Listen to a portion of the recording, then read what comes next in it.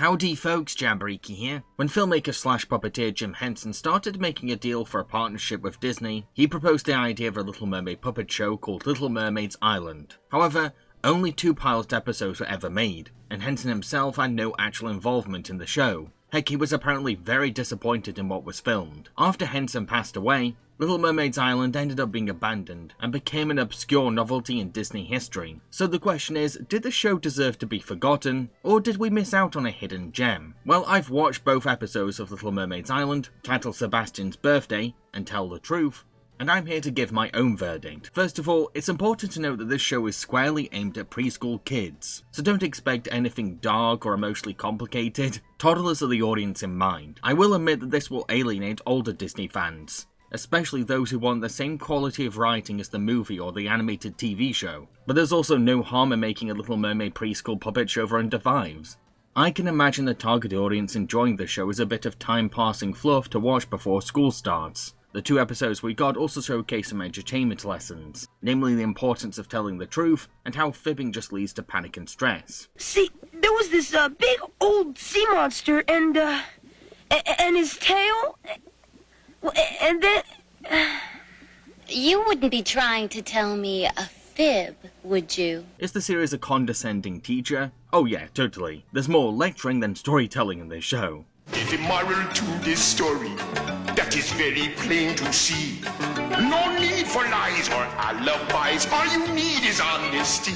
I can also picture toddlers loving how colourful and bouncy the puppets are. These puppets are bound to keep preschool kids' attention as vibrant, moving characters. With all that being said though, would I actually call Little Mermaid's Island a well-made show? Well, I think it's inoffensive at best and mediocre at worst. To me, the biggest problem with this show is that the song numbers are way too excessive. And I say this as a big, huge fan of musicals. The show tries to find an excuse for a song in nearly every scene, whether they add anything to the story or not. I'd say that 50% of these half-an-hour episodes are filled with musical numbers. What can it be? What can it be? Look at this box carefully. Think it over logically to see. They're not particularly awful songs, but I would call them the weakest musical numbers in Disney's Little Mermaid franchise. Plus they drag on for too long and interrupt the flow of an episode. Like, I remember Ariel accidentally dropping a bloody degob, and for some bizarre reason, that called for a whole blooming song about friendship. He's a friend. He's easy to talk to. Always willing to share. The dynamic appeal that makes The Little Mermaid work so well isn't here either. It's almost like an alternate universe. Iconic characters like Triton, Eric and Ursula aren't present. Instead, we have new characters like Flounder's twin sister Sandy, and a dragon called Scales. So, don't you just love it? In place of an adult figure like Triton, we get a more jovial and friendly version of Grimsby. I'll give you a little hint. It's very, very tiny, but very, very strong. And if you open up this box, you'll sneeze before too long. Well, the eels take over as the show's taunting antagonists. Just be prepared. Make up a good story. You mean tell a lie? Oh, what a harsh word that is. Perhaps just a little fib. While these changes benefit the direction of the show itself, they end up sacrificing the effective formula that makes Disney's The Little Mermaid what it is. 1. Ariel, here played by Marietta de Prima, isn't really the Ariel we know. She plays a far more motherly role as the show's moral compass. Well, I'm really sorry, Ariel, but I've learned my lesson at least. From now on, I'm gonna stay out of your stuff. I believe you, Flounder.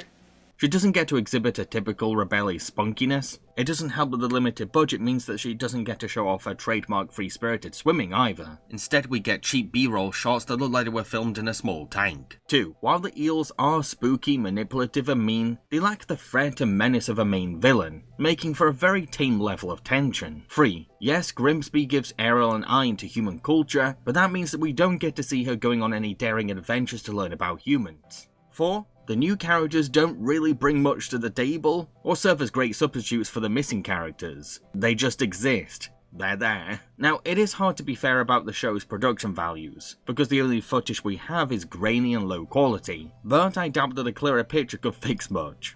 Credit where it's due, the Jim Henson Workshop did their very best with these puppets, and they are the real stars of this show. However, They're also kind of unintentionally creepy, from Sebastian's huge gaping gob to Flounder looking sort of depressed. The effort was clearly there, but I get the feeling that these characters just don't translate well into puppets. The sets are also kind of claustrophobic. The camera often tightens in on small spaces, leaving the performers very little room to move around. Apparently, the show was shot in a very old silent film studio, which does explain a lot. Not to mention, the blue screen effects haven't aged well, it's all kind of tacky. To conclude, while I can see Little Mermaid's Island pleasing easily entertained toddlers who don't ask for much, I can also understand Jim Henson's disappointment in what was delivered, and hardcore Little Mermaid fans being let down. It does the bare minimum of what we expect from a preschool edutainment show, plus the Jim Henson Company themselves have made much better shows for toddlers. TV series that go above and beyond in respecting young kids, and have fun with their premises. However, I do think it's worth checking out if you're curious about abandoned Disney media,